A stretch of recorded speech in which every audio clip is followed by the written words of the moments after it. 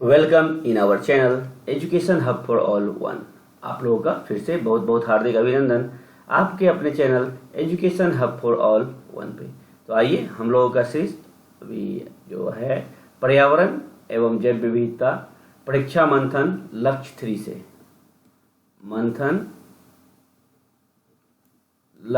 से हम लोग मंथन लक्ष्य 3 2021 और हम लोग ईयर बुक भी कर रहे हैं पैरेलल, उसे भी हम लोग करेंगे। इससे पहले हम लोग खत्म कर लें फिर उसे भी करेंगे। ये परीक्षा मंथन लक्ष्य 2003 से हम लोग कर रहे हैं सीरीज। सबसे पहले आप लोगों को गुड मॉर्निंग, सभी लोगों को सुप्रभात, गुड मॉर्निंग। हम लोग स्टार्ट करते हैं आज का हमारा सेशन परीक्षा मंथन लक्ष्य 3 2021। ये आपका पार्ट 22 है, पार्ट 22 ओके। इसमें हम लोग आज देखेंगे पर्यावरण एवं जैव विविधता से रिलेटेड जो भी इम्पोर्टेंट है। और एक बात और जस्ट समझ लीजिएगा, ये बहुत ही इम्पोर्टेंट है, वेरी वेरी इम्पोर्टेंट टॉपिक है। इससे इस बार WPCS जो एग्जामिनेशन हुई है 22 को, इससे 2-4 क्वेश्चन, 2 से 3 क्वेश्चन देखा गया है, तीन क्वेश्चन देखा गया है ओके। जिसमें कि आपका यास चक्रवात जो तूफान साइक्लोन थी उससे रिलेटेड क्वेश्चन पूछा गया था, और एक था हनबर्ड साइक्लोन, उससे भी रिलेटेड क्वेश्चन पूछा गया है इस बार। तो इसलिए ये इम्पोर्टेंट है। ये पार्ट 1 इसका, ये अभी जो आपका पार्ट 22 आ रहा है पर्यावरण जैव विविधता का पार्ट, इसका सेकंड भी आएगा हम लोग करेंगे, जिसमें कि आपका ये आपका जो पर्यावरण स्थिति रिपोर्ट जो है उससे भी हम लोग देखेंगे। आज हम लोग करेंगे आपका 5 से 6 टॉपिक इसमें। चलिए आप देखते हैं हम लोग कौन कौन से टॉपिक कर रहे हैं। और हाँ, हम लोग सेशन स्टार्ट करने से पहले एक बात मैं बता दूं आपको कि जो भी छात्र छात्राएं नए हैं वो जल्द से जल्द सब्सक्राइब कर ले। सब्सक्राइब कर बेल आइकन पे प्रेस कर ऑल पे क्लिक करना ना भूले, ताकि कोई भी नोटिफिकेशन आपको जल्द से जल्द मिल सके। थोड़ा लेट हो जा रही है वीडियो डालने में, क्योंकि एग्जामिनेशन थी WPCS की, इस कारण से थोड़ा सा लेट हुआ। आप लोग का हमेशा शिकायत रहता है कि मैं कंटिन्यू नहीं डाल पा रहा, थोड़ा सा प्रॉब्लम थी एग्जामिनेशन को लेके, और मेरी ऑफलाइन क्लासेस में थोड़ा मैं व्यस्त हो गया था, इसलिए मैं नहीं डाल पा रहा था। वीडियो डालने में थोड़ा समय लगता है, इसलिए मैं सॉरी कहूँगा सभी से, लेकिन अब मैं कोशिश करूँगा कि कंटिन्यू रखूँ सीरीज को। चलिए तो स्टार्ट करता हूँ हम लोगों का आज का पर्यावरण एवं जैव विविधता का जो टॉपिक है। चलिए इसमें हमारा आज का पहला टॉपिक है आपका ताउक्ते तूफान, साइक्लोन ताउक्ते। ये बहुत इंपॉर्टेंट है, इसे आप अच्छे से करेंगे और वीडियो को शुरू से अंत तक जरूर देखें, आरंभ से अंत तक देखें, स्टार्ट से एंड तक देखें, तभी आपको समझ में आएगा। डाटा, एक एक डाटा इंपॉर्टेंट होती है आपके BPSC 67 के लिए, सभी इंपॉर्टेंट तथ्य है, इसीलिए आप अच्छे से देखें। करंट अफेयर में कोई टेंशन की बात नहीं होगी अगर हम अच्छे से करते चलेंगे तो। और ज़्यादा से ज़्यादा वीडियो को शेयर करें, लाइक करें, कमेंट करें, और जो भी प्रॉब्लम है मैं उसे सॉल्व करने की कोशिश करूँगा। कमेंट कर आप मुझे बताएं और ज़्यादा से ज़्यादा शेयर करें, ताकि और लोगों को भी इसकी फ़ायदा मिल सके। मेरी बस एक छोटी सी कोशिश है वैसे छात्र छात्राओं को जो रूरल एरियाज में रहते हैं, जिनके पास पठन पाठन की सामग्री प्रॉपर ढंग से उपलब्ध नहीं हो पाती है, तो आप भी मेरे साथ मदद करें उन लोगों को, और ज़्यादा से ज़्यादा वीडियो को शेयर करें, ताकि मैं भी वीडियो बनाऊं और बनाने में मुझे भी प्रोत्साहन मिले, क्योंकि लाइक से एक प्रोत्साहन मिलती है, वीडियो बनाने में उत्साह उत्पन्न होती है, क्योंकि वीडियो बनाने में भी काफ़ी समय लगती है। चलिए तो स्टार्ट करते हैं। आज का हमारा जो टॉपिक है ताउक्ते तूफान, साइक्लोन ताउक्ते। ताउक्ते तूफान का असर जो है राजस्थान, उत्तर प्रदेश, मध्य प्रदेश जैसे राज्यों में देखने को मिल रहा है। ठीक है, ताउक्ते तूफान का असर जो है राजस्थान, उत्तर प्रदेश, मध्य प्रदेश, ओके, याद रखिएगा। इसके अतिरिक्त देश के दक्षिण पश्चिम राज्यों पर चक्रवाती तूफान ताउक्ते का साया मंडरा रहा है।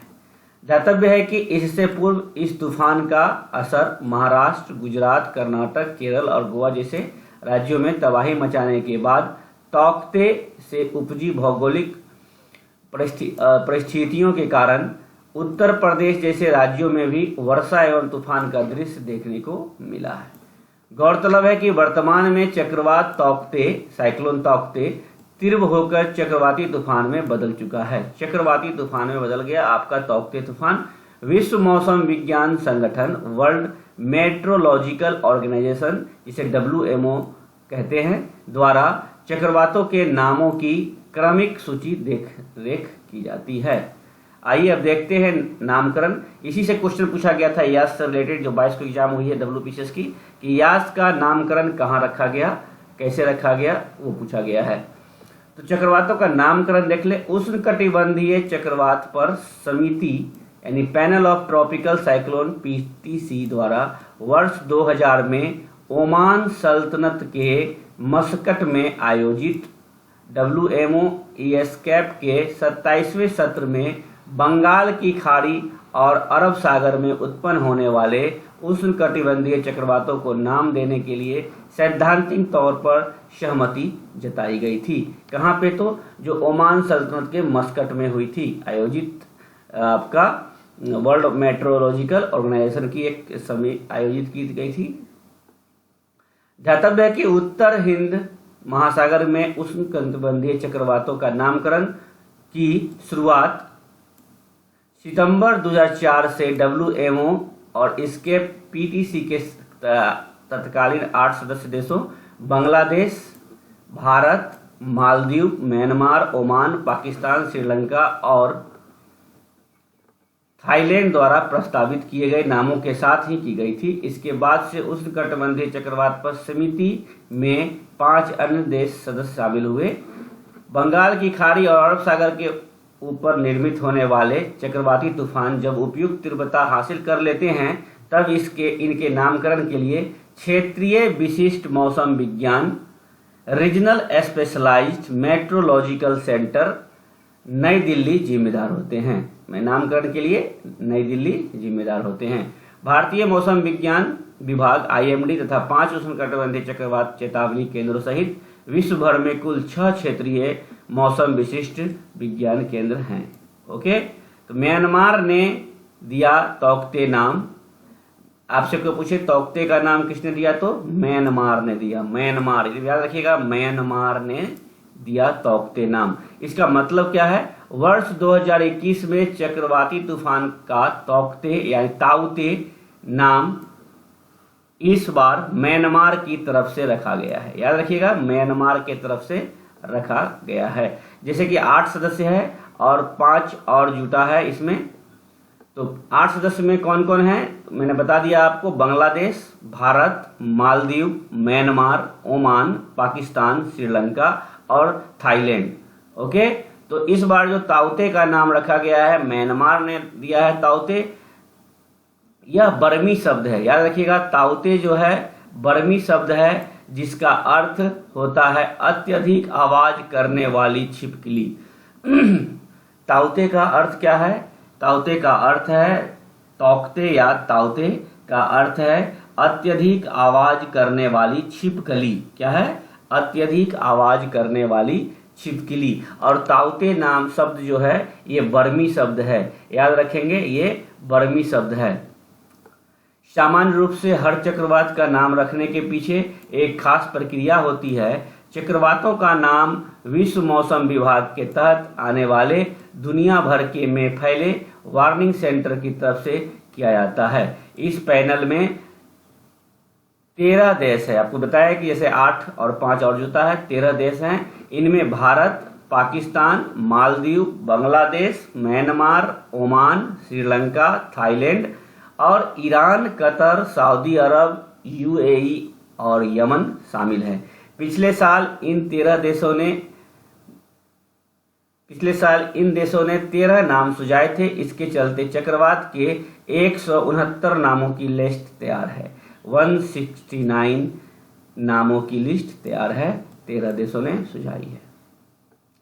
उष्णकटिबंधीय चक्रवात यानी यास क्या है, अब देखते हैं। यास हाल ही में यही क्वेश्चन पूछा गया है आपका WBCS में, ठीक है, WBCS में ये क्वेश्चन आपका पूछा गया है। वेस्ट बंगाल सिविल सर्विसेज में ये पूछा गया है। ये 22 अगस्त को एग्जामिनेशन हुई है, इसमें ये क्वेश्चन पूछा गया है, आप जाके देख भी सकते हैं।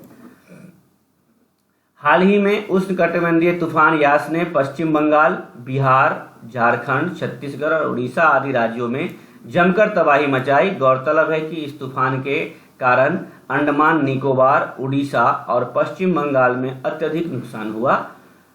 प्रमुख बिंदु क्या है इसके हम लोग देखते हैं। गौरतलब है कि ये तूफान उष्णकटिबंधीय चक्रवात यास बंगाल की खाड़ी से उत्तर और उत्तर पश्चिम दिशा में बढ़ रहा है। इस तूफान की अधिकतम गति थी 150 और आपने देखा कि ताउते का 160 था और इसकी अधिकतम गति थी 150 किलोमीटर प्रति घंटा, ये भी याद रखेंगे। यास का अर्थ होता है निराशा। क्या होता है? निराशा। जिस तरह की वो अत्यधिक आवाज करने वाली छिपकली नाम है ताउते का, उसी तरह यास का अर्थ होता है निराशा। दुनिया में शुरुआत से ही तूफानों के नामकरण का प्रचलन रहा है। ओमान देश ने, याद रखिएगा, यास का नाम किसने रखा है? ओमान।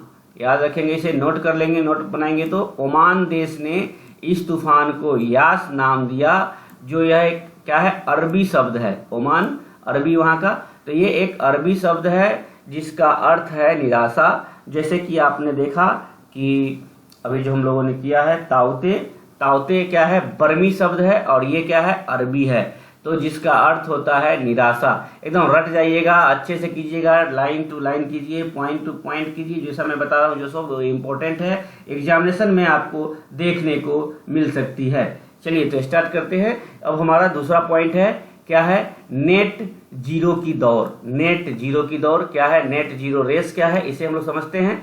तो मार्च 2021 में ऊर्जा एवं जलवायु इंटेलिजेंसी यूनिट ECIU और ऑक्सफोर्ड नेट जीरो की एक ताजा रिपोर्ट में यह दावा किया गया है कि दुनिया के 61% देश सर्वाधिक प्रदूषण करने वाले 9% राज्य और 50 लाख की आबादी से अधिक वाले 13% शहर शून्य कार्बन उत्सर्जन के लक्ष्यों के इच्छुक हैं। मतलब क्या? ये जो नेट जीरो रेस है, मार्च 2021 में ऊर्जा एवं जलवायु इंटेलिजेंसी यूनिट ECIU और ऑक्सफोर्ड नेट जीरो की एक ताजा रिपोर्ट में यह दावा किया गया है कि दुनिया के 61% देश सर्वाधिक प्रदूषण करने वाले हैं एवं 9% राज्य और 50 लाख की आबादी से अधिक वाले 13% शहर शून्य कार्बन उत्सर्जन के लक्ष्यों के लिए अग्रसर है, इच्छुक है। इसके अतिरिक्त दुनिया की 2000 सबसे बड़ी कंपनियों में से 21% शून्य कार्बन उत्सर्जन के लक्ष्यों को हासिल करने के लिए तैयार है। ओके, गौरतलब है कि अनेक देशों ने आने वाले वर्षों में शून्य उत्सर्जन याद रखिएगा, शून्य उत्सर्जन का लक्ष्य हासिल करने के मकसद से हाल ही में अपने कार्बन उत्सर्जन में कटौती करने के लिए प्रतिबद्धताओं की घोषणा की थी। ओके, अब देखते हैं नेट जीरो क्या है और यह महत्वपूर्ण क्यों है। सीधे शब्दों में कहें तो नेट जीरो का मतलब है कि हम वायुमंडल में नया उत्सर्जन न जुड़ने देने से है। नया वायुमंडल में नया उत्सर्जन न जुड़ने देने से है। उत्सर्जन जारी तो रहेगा लेकिन वायुमंडल से उसके बराबर मात्रा को सोख कर उसे संतुलित कर दिया जाएगा। व्यवहारिक रूप में हर देश जलवायु परिवर्तन पर पेरिस समझौते में शामिल हुआ है। व्यवहारिक रूप से हर देश जलवायु परिवर्तन पर पेरिस समझौते में शामिल हुआ है, जो वैश्विक तापमान पूर्व औद्योगिक युग के स्तर से 1.5 डिग्री सेल्सियस ऊपर बनाए रखने का आह्वान करता है। यही कारण है कि बड़ी संख्या में देश कार्बन तटस्थता या अगले कुछ दशकों के भीतर नेट जीरो की स्थिति प्राप्त करने के लिए प्रतिबद्धता जाहिर कर रहे हैं। तो दुनिया नेट जीरो की ओर कैसे बढ़ सकती है? बेहतर बात यह है कि नेट शून्य का लक्ष्य हासिल करने के लिए तकनीकें मौजूद हैं और सभी की पहुंच में हैं। इसके लिए सबसे अहम है प्रदूषण फैलाने वाले कोयले और गैस व तेल से चलने वाले बिजली स्टेशनों की जगह पवन या सौर ऊर्जा फार्म जैसे अक्षय ऊर्जा स्रोतों के जरिए अर्थव्यवस्थाओं को स्वच्छ ऊर्जा से सशक्त करना है। इसके अतिरिक्त अक्षय ऊर्जा द्वारा संचालित इलेक्ट्रिक वाहनों की ओर पूर्ण बदलाव भी उत्सर्जन को कम करने में एक बड़ी भूमिका निभाएगी, जिससे दुनिया के प्रमुख शहरों में वायु प्रदूषण कम होगा। अन्य हानिकारक उत्सर्जन कृषि से आते हैं। बड़े स्तर पर ग्रीन हाउस गैस मीथेन पशुधन से पैदा होती है। याद रखिएगा, बड़े मात्रा में ग्रीन हाउस गैस जो मीथेन है पशुधन से पैदा होती है। यदि हम कम मांस और पौध आधारित अधिक खाद्य पदार्थ खाते हैं तो इसे बहुत कम किया जा सकता है। क्या नेट जीरो हासिल करना यथार्थवादी है? बिल्कुल। कैसे है? तो यदि हर देश, शहर, वित्तीय संस्थान और कंपनी 2050 तक नेट जीरो उत्सर्जन में बदलाव के लिए यथार्थवादी योजना अपनाए तो नेट जीरो का लक्ष्य हासिल किया जा सकता है। कब तक? तो 2050 तक किया जा सकता है। गौरतलब है कि हानिकारक उत्सर्जन कम करने में राष्ट्रीय सरकारें ही मदद कर सकती है। आगे देखते हैं, जलवायु कार्रवाई को बढ़ावा देने के लिए संयुक्त राष्ट्र का क्या योगदान है। यह पेरिस समझौते और सतत विकास के लिए 2030 एजेंडा के तहत जलवायु लक्ष्यों पर वैश्विक सहमति की एक व्यापक प्रक्रिया का समर्थन करता है। जलवायु परिवर्तन पर वैज्ञानिक निष्कर्षों और अनुसंधान का एक प्रमुख स्रोत है।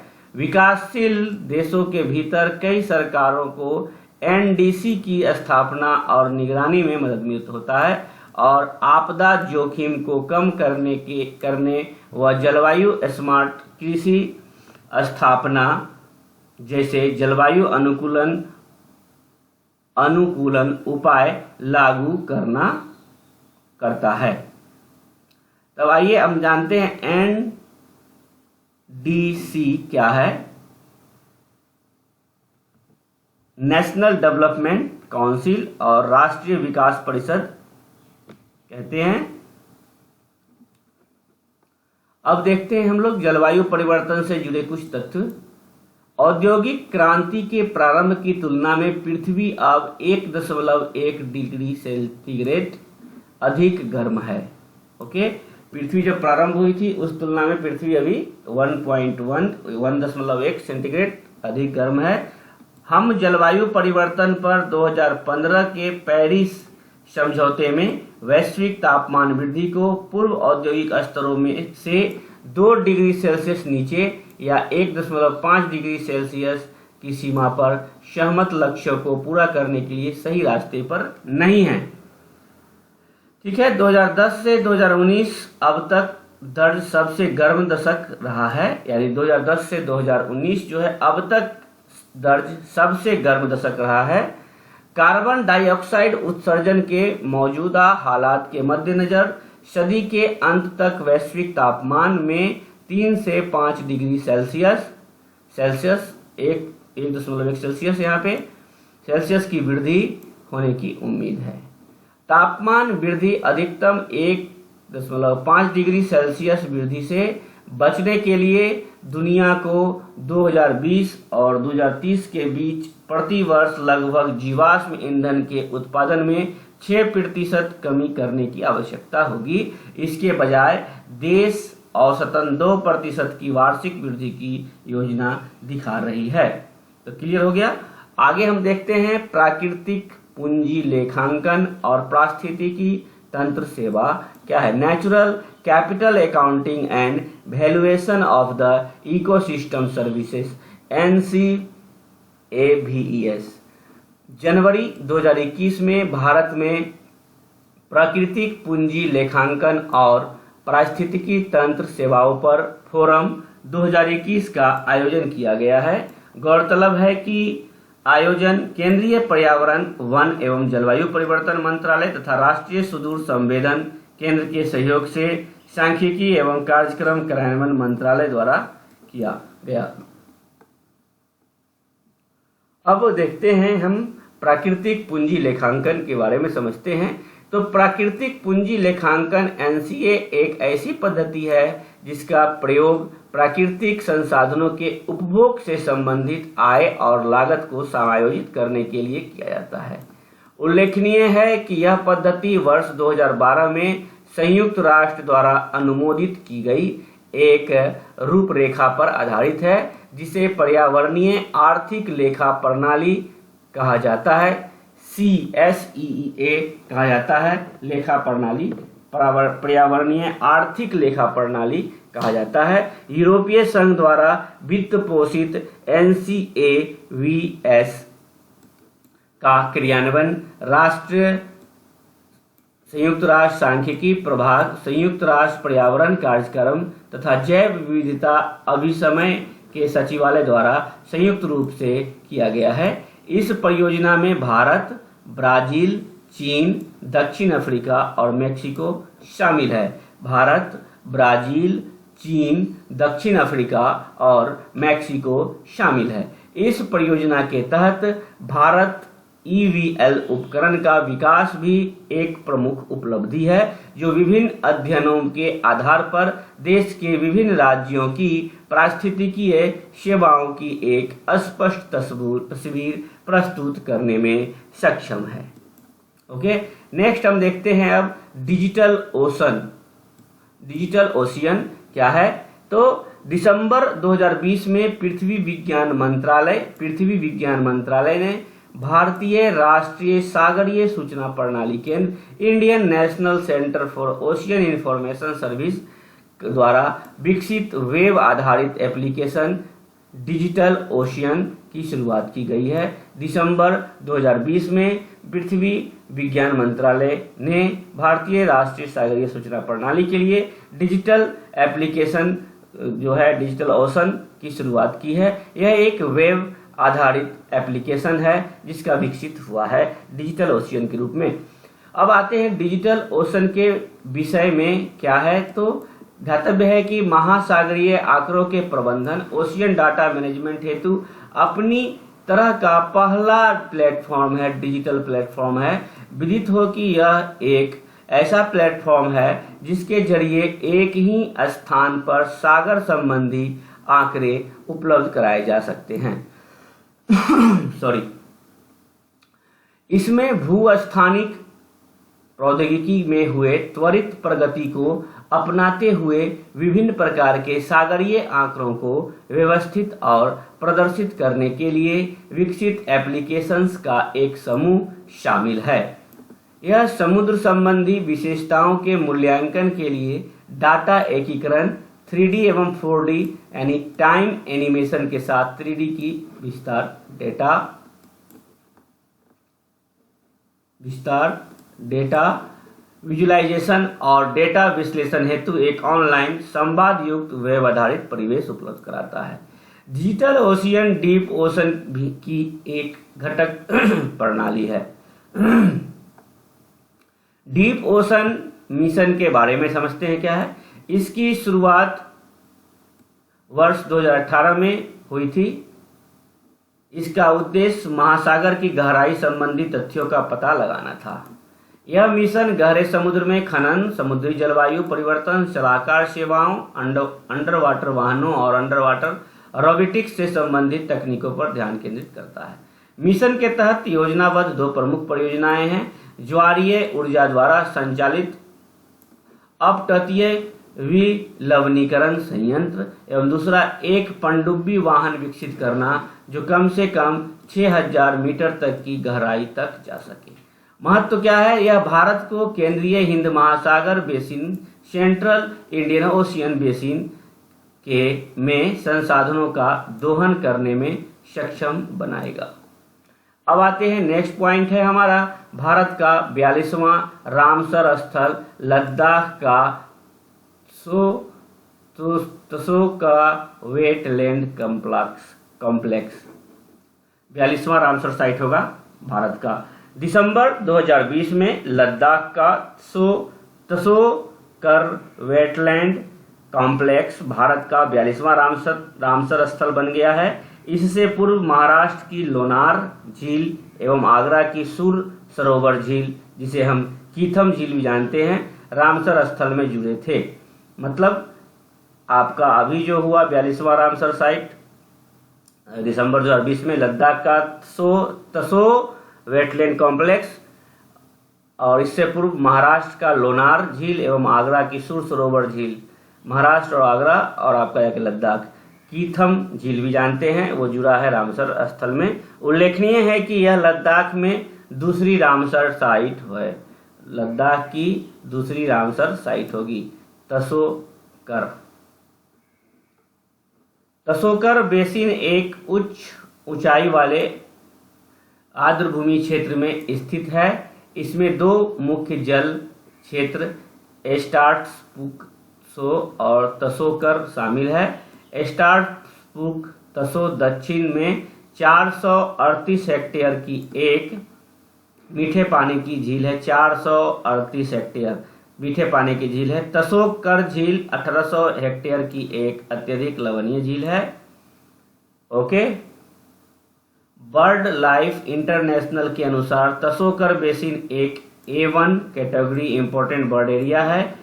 यह मध्य एशियाई फ्लाईवे में महत्वपूर्ण स्थान है इसका। इसके अलावा यह स्थान भारत में ब्लैक नेक्ड क्रैक्स का सबसे महत्वपूर्ण प्रजनन क्षेत्र है। इसे तसोकर झील भी कहा जाता है। यह रूपुसु पठार में स्थित, किस पठार में स्थित है तसोकर झील? रूपुसु पठार में स्थित एक उतार चढ़ाव वाली खारे पानी की झील है। अब आते हैं डीप ओशन मिशन क्या है उसके बारे में भी जान लें। केंद्रीय बजट 2021-22 में डीप ओशन मिशन हेतु 4000 करोड़ रुपए का आवंटन किया गया है। याद रखेंगे, डीप ओशन मिशन के लिए केंद्रीय बजट 2021-22 में 4000 करोड़ की वो प्रावधान की गई है, आवंटन किया गया है। गौरतलब है कि इस मिशन की नोडल एजेंसी पृथ्वी विज्ञान मंत्रालय होगा। Deep ocean mission DOM Bharat सरकार द्वारा महासागर के गहरे कोनों का पता लगाने के लिए 8000 करोड़ रुपए की लागत से 5 वर्षों हेतु यह योजना तैयार की गई है। इसके तहत लक्ष्यों को प्राप्त करने के लिए प्रमुख परिदेयों में से एक अपतटीय विलवणीकरण संयंत्र है जो ज्वारीय ऊर्जा के साथ काम करेगा, और साथ ही एक पनडुब्बी वाहन विकसित करना है जो बोर्ड पर 3 लोगों के साथ कम से कम 6000 मीटर की गहराई तक जा सकता है। इस मिशन के द्वारा सागरों, महासागरों के जल के नीचे की दुनिया के खनिज और ऊर्जा समुद्री विविधता की खोज करेगा तथा यह जानकारी प्राप्त की जाएगी, जिसका एक बड़ा भाग अभी भी अस्पष्टीकृत है और इसके बारे में व्यापक शोध अध्ययन किया जाना बाकी है। मिशन के घटक क्या हैं? तो इस मिशन के प्रमुख घटक अंडर वाटर रोबोटिक्स और मानव युक्त सबमर्सिबल्स है। ये विभिन्न संसाधनों जैसे जल, खनिज, ऊर्जा और सी बेड और गहरे पानी से दोहन में भारत की मदद करेंगे। मिशन का मुख्य उद्देश्य है पॉलीमेटालिक न्यूडल्स का अन्वेषण एवं निष्कर्षण एक्सट्रैक्शन करना, और गौरतलब है कि महासागरों में मुख्यतः मैग्नीज, निकल, कोबाल्ट, कॉपर और आयरन हाइड्रोक्साइड जैसे खनिज होते हैं। अब हमारा नेक्स्ट पॉइंट है बेंजीन उत्सर्जन। जून 2020 में राष्ट्रीय हरित अधिकरण नेशनल ग्रीन ट्रिब्यूनल ने केरल में वायु प्रदूषण का अध्ययन करने के लिए एक संयुक्त समिति को नियुक्त किया था। मार्च 2021 में इस समिति ने अपनी रिपोर्ट सौंप दी। याद रखिएगा, बेंजीन उत्सर्जन में जो हुआ इसके लिए मार्च 2021 में इसकी रिपोर्ट सौंप दी, और ये केरल में एक वायु प्रदूषण का अध्ययन के लिए एक संयुक्त समिति को नियुक्त किया गया था। समिति की मुख्य सिफारिशें क्या है इसे भी जान लें। ईंधन स्टेशनों पर वेपर रिकवरी सिस्टम जो डीजल चलित वाहनों में पार्टिकुलेट फिल्टर की रेट्रोफिटिंग करना, उत्सर्जन मानकों का पालन नहीं करने वाले औद्योगिक इकाइयों के खिलाफ कड़ी कार्रवाई हो, बैटरी चालित वाहनों को बढ़ावा देना और डीजल चालित पुराने वाहनों को चरणबद्ध तरीके से प्रतिबंधित करना। यातायात गलियारों के साथ हरित पट्टी का निर्माण करना। बेंजीन, अंग्रेजी में बेंजीन एक हाइड्रोकार्बन है। बेंजीन क्या है? एक हाइड्रोकार्बन है जिसका सूत्र होता है फॉर्मूला होता है C6H6, आपको भी पता है। कोयले के शुष्क आसवन से अलकतरा तथा अलकतरे के प्रभाजी आवर्षण से धूपेन यानी बेंजीन बड़ी मात्रा में तैयार होता है। प्रदीपन गैस से प्राप्त तेल प्रसिद्ध वैज्ञानिक फैराडे ने 1825 ईस्वी में सर्वप्रथम बेंजीन प्राप्त किया था। बेंजीन जो है कैसे हुआ था? प्रदीपन गैस से प्राप्त तेल से प्रसिद्ध वैज्ञानिक फैराडे ने 1825 ईस्वी में सर्वप्रथम बेंजीन प्राप्त किया था। इसे भी याद रखेंगे, बेंजीन किसने प्राप्त किया था? तो 1825 ईस्वी में सर्वप्रथम बेंजीन प्राप्त किया था फैराडे ने प्रदीपन गैस से प्राप्त तेल से। बेंजीन प्रांगार और उदजन एक यौगिक हाइड्रोकार्बन है। यह वर्णहीन और प्रबल अपवर्तक द्रव्य है। इसका क्वथनांक 80 डिग्री सेंटीग्रेड, ठोस बनने का ताप 5.5 डिग्री सेंटीग्रेड और घनत्व इसकी 0 डिग्री सेंटीग्रेड पर 0.899 है। इसकी गंध एरोमेटिक और स्वाद विशिष्ट होता है। जल में यह बड़ा अल्प विलय है, सुसव में अत्यधिक विलय तथा ईथर और कार्बन डाइऑक्साइड में सब अनुपातों में विलय है। ईथर और कार्बन डाइऑक्साइड में, डाइसल्फाइड में, कार्बन डाइसल्फाइड, देखिए कार्बन डाइऑक्साइड नहीं, कार्बन डाइसल्फाइड में सब अनुपात में विलय है, घुलनशील है। विलायक के रूप में रबर, गोंद, वसा, गंधक और रेजिन के घुलाने में प्रचुर मात्रा से प्रयुक्त होता है। जलते समय इससे धुआं निकलता है। रसायनतः यह सक्रिय होता है। बेंजीन में 6 कार्बन परमाणु और 6 हाइड्रोजन परमाणु होते हैं, अतः इसका अणुसूत्र है C6H6। नेक्स्ट देखते हैं हम लोग राष्ट्रीय जलवायु भेद्यता आकलन रिपोर्ट, national climate vulnerability assessment.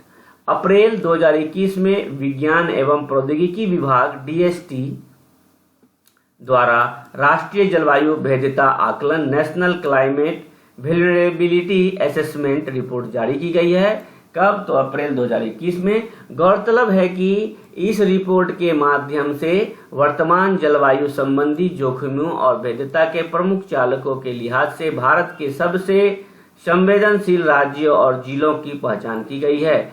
Report का शीर्षक क्या है? तो उभयनिष्ठ रूपरेखा के माध्यम से भारत में अनुकूल योजना तैयार करने हेतु जलवायु भेद्यता आकलन।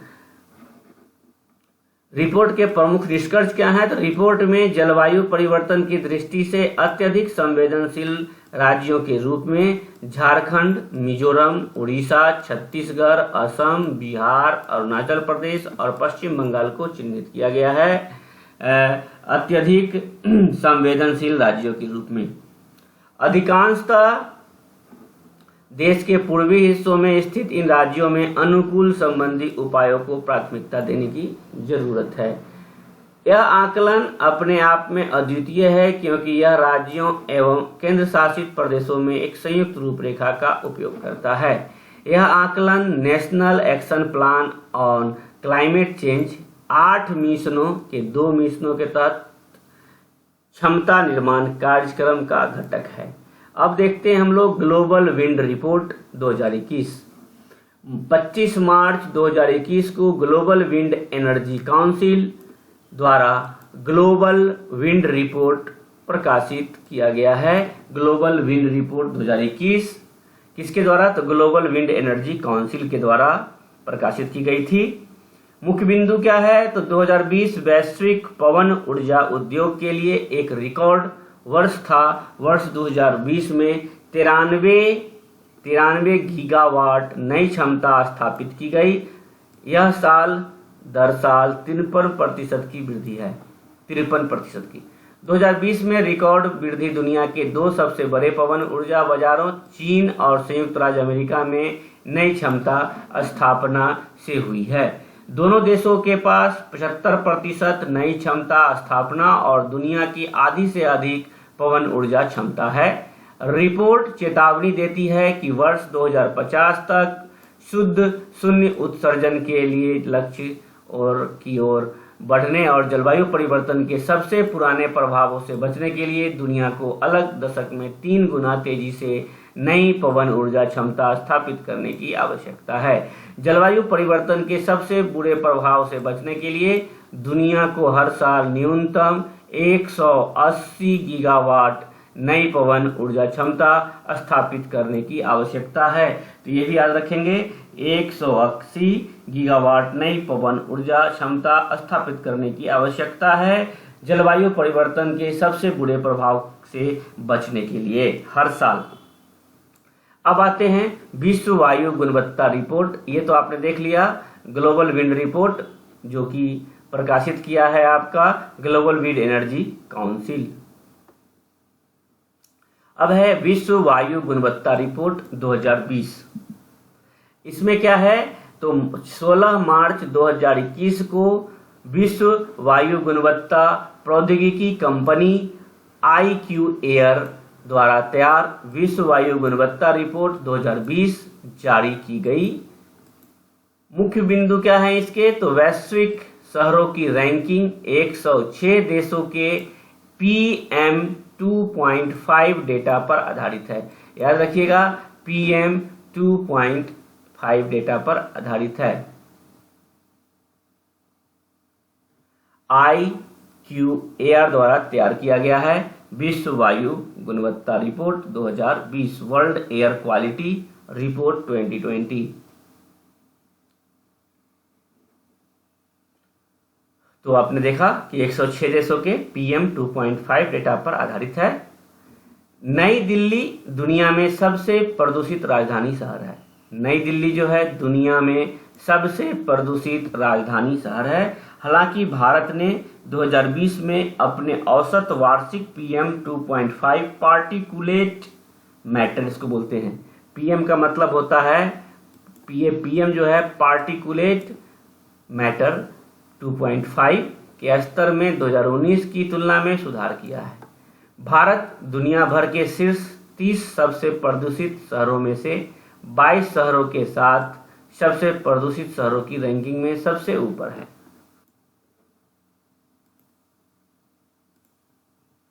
सबसे ऊपर है।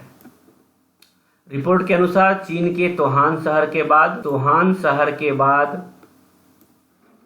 गाजियाबाद दुनिया का दूसरा सबसे प्रदूषित शहर है।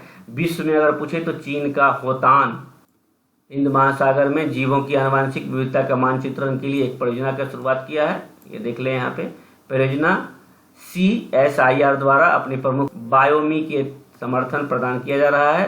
30 वैज्ञानिकों का एक 90 दिवसीय अभियान अनुसंधान पोत सिंधु साधन पर 15 मार्च को विशाखापट्टनम 9000 समुद्री मील कवर करते हुए मई के अंत तक गोवा में समाप्त हुआ है। इस परियोजना में हिंद महासागर के विभिन्न हिस्सों में पानी, तलछट प्रकार के जीवों की मौजूदगी का परिकल्पना की गई है। तो ये आज का इम्पोर्टेंट हम लोगों ने देखा पर्यावरण एवं जैव विविधता की टॉपिक केयर। धन्यवाद। और जो भी नए हैं वो जल्द से जल्द सब्सक्राइब कर बेल आइकन को प्रेस ऑल पर क्लिक कर दें ताकि सभी नोटिफिकेशन आपको जल्द से जल्द मिल सके। और ज़्यादा से ज़्यादा कंजूसी ना करें ताकि वीडियो बनाने की प्रोत्साहन हो और मन करे ज़्यादा से ज़्यादा मैं वीडियो बनाऊं। और ज़्यादा से ज़्यादा शेयर करें, कमेंट करें। चलिए बाय बाय। अब समय कम है एग्जामिनेशन में।